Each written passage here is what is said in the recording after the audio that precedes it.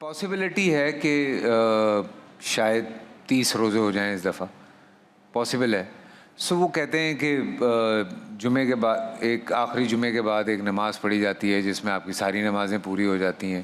کچھ ایسی بھی بات آتی ہے ایسا کوئی رمضان کے آخری اس میں؟ یہ ایسا کسی بھی فقہ میں کچھ نہیں ہے. یہ ہمارے ہاں علم سے دور بعض لوگوں کے ہاں یہ بات پائی جاتی ہے، لیکن اس عوام کا الناس میں معروف ہے، دین سے کوئی لینا دینا. عوام الناس میں معروف ہے، احادیث میں ایسی کوئی نہیں ہے. فیصل بھائی ایک چیز کی میں یہ وضاحت کرنا چاہتا ہوں. دیکھیں رسول اللہ صلی اللہ علیہ وسلم نے فرمایا لا تحقرن من المعروف شیئا، کسی بھی نیکی کو حقیر نہ جانیں. سب سے پہلے ہمیں نیکی کی اہمیت کا اگر اندازہ ہو جائے نا کہ یہ کتنی قیمتی ہے. اب تصور کریں کہ میدان معاشر لگا ہو کہ ایک بندے کے پاس زمین و آسمان کے برابر دولت ہو، کیا وہ دولت دے کے ایک نیکی خرید سکتا ہے؟ بالکل. ایک نیکی کی قیمت اس زمین و آسمان سے بھی زیادہ ہے.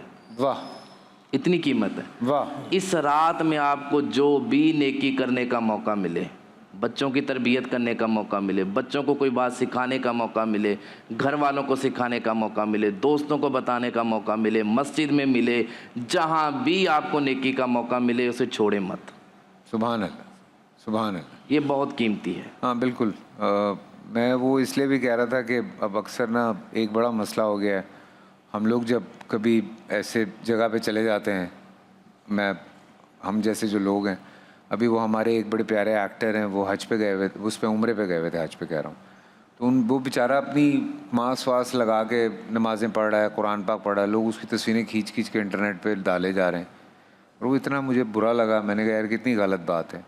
وہ ایک اپنی عبادت کرنا چاہ رہا ہے، لوگ اس کو اتنا وہ کر رہے ہیں. پھر یہ ہمارے ساتھ بھی ہوتا ہے. میرے ساتھ بھی ہوا کہ اکثر میں نماز پڑھ رہا ہوتا ہوں، میری نظر پڑی تو یہاں یوں کر کے اس نے موبائل ایسے ہاتھ میں پکڑا.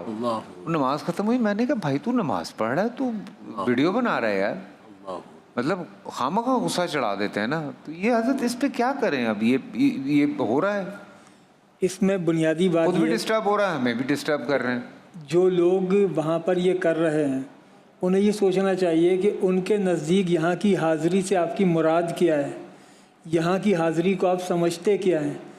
جس نے وہاں کی حاضری کو بھی ایک رسم سمجھ لیا تو اس کی برکت خاک اس کو ملے گی.